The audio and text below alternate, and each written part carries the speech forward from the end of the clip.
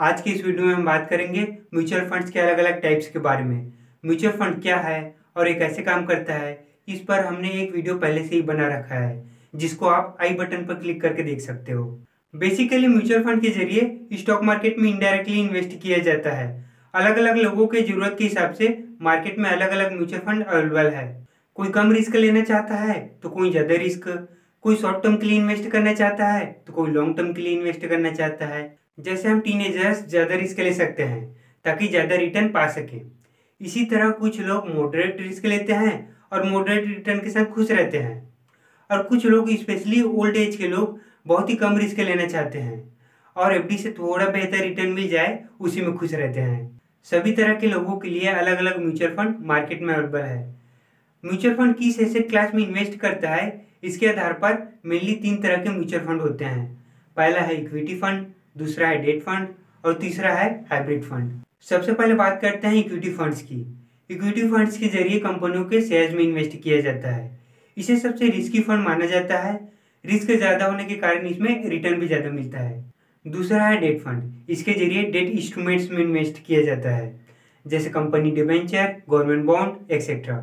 Example के लिए मान लो कि कोई XYZ नाम की कंपनी है जिसे बिजनेस को चलाने के लिए पैसों की जरूरत है, तो वो डेट फंड से लोन ले सकता है। तो डेट फंड ये काम करता है। इसे इक्विटी फंड से कम रिस्की और स्टेबल माना जाता है। तीसरा है hybrid fund. Hybrid fund equity और डेट दोनों में इन्वेस्ट करता है। कई बार इक्विटी का हिस्सा ज़्यादा रहता है तो कई बार डेट का, और इस तरह रिस्क और रिटर्न को बैलेंस किया जाता है। अब इन तीनों के सब कैटेगरी होता है, तो उनके बारे में डिटेल में जानते हैं। सबसे पहले बात करेंगे इक्विटी फंड्स के बारे में।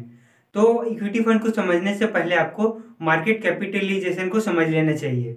तो 5,000 करोड़ तक के मार्केट कैप वाले कंपनी को स्मॉल कैप कंपनी कहते हैं।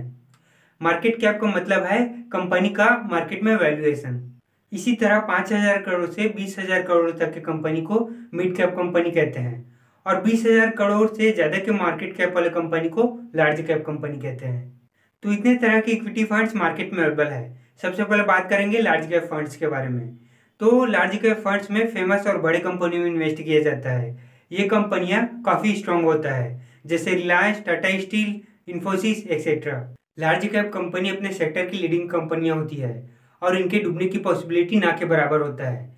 यही वजह है कि इस फंड में रिस्क काफ़ी कम होता है। ये कंपनियां ऑलरेडी बहुत ही ज़्यादा ग्रो कर चुका होता है, तो इसमें और ग्रोथ की पॉसिबिलिटी कम होता है, जिससे इसमें रिटर्न भी कम मिलता है। मिड कैप फंड्स, ये मिड कैप कंपनियों में इन्वेस्ट करता है। टाटा पावर, अडानी पावर, वोल्टास जैसे कंपनियों में।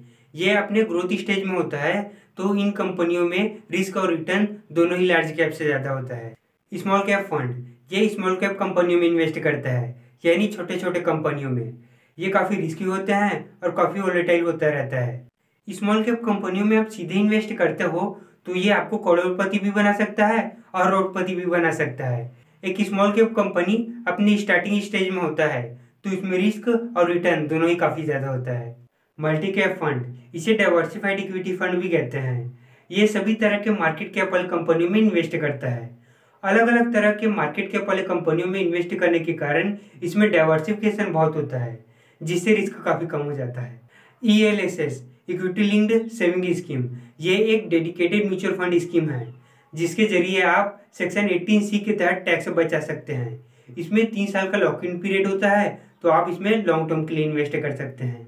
सेक्टोरल फंड, इसके जरिए किसी पर्टिकुलर सेक्टर में इन्वेस्ट किया जाता है, जैसे banking, infra, pharma etcetera.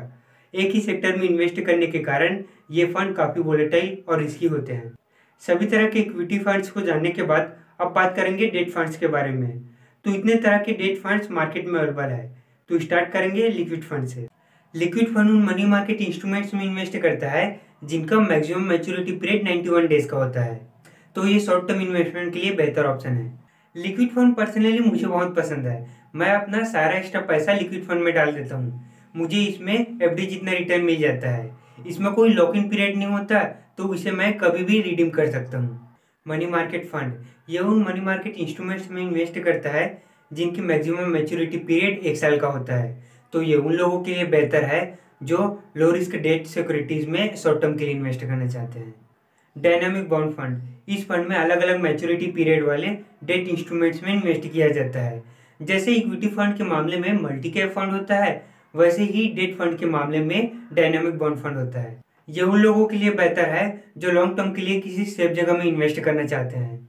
Corporate bond fund, ये कम से कम 80% उन कॉर्पोरेट बॉन्ड्स में इन्वेस्ट करता है जिनकी रेटिंग अच्छी होती है। ये उन लोगों के लिए बेहतर है जो कम रिस्क के साथ हाई क्वालिटी बॉन्ड्स में इन्वेस्ट करना चाहते हैं। गिल्ट फंड, इसमें 80% गवर्नमेंट सिक्योरिटीज में इन्वेस्ट किया जाता है। अब गवर्नमेंट तो डिफॉल्ट करेगा नहीं, तो इसे सेफ डेट फंड माना जाता है। क्रेडिट रिस्क फंड, इसमें उन कॉर्पोरेट बॉन्ड्स में इन्वेस्ट किया जाता है जिनकी रेटिंग अच्छी नहीं होती। इसमें रिस्क ज़्यादा होता है, लेकिन रिस्क ज़्यादा है तो इसमें रिटर्न भी ज़्यादा मिलता है। ओवरनाइट फंड, जैसा नाम है वैसा काम है। इसमें उन डेट सिक्योरिटीज में इन्वेस्ट किया जाता है जिनकी मैच्योरिटी पीरियड एक दिन की होती है। बहुत ही कम समय के लिए इन्वेस्ट करने के कारण इस फंड में रिस्क काफ़ी कम हो जाता है। तो अगर आपने म्यूचुअल फंड में इन्वेस्ट करने का मन बना ही लिया है तो एक बार इसे भी सुन लीजिए। म्यूचुअल फंड निवेश बाजार जोखिमों के अधीन है। योजना से जुड़े सभी दस्तावेजों को ध्यान से पढ़ें। दोस्तों, म्यूचुअल फंड के भी अपने अपने रिस्क होते हैं, तो आपको सोच समझ कर ही इन्वेस्ट करना चाहिए। जानकारी अच्छा लगा हो तो लाल बटन को दबा दीजिए और बाजू वाले घंटी को बजा दीजिए। वीडियो को पूरे देखने के लिए धन्यवाद। फिर मिलेंगे अगले वीडियो में।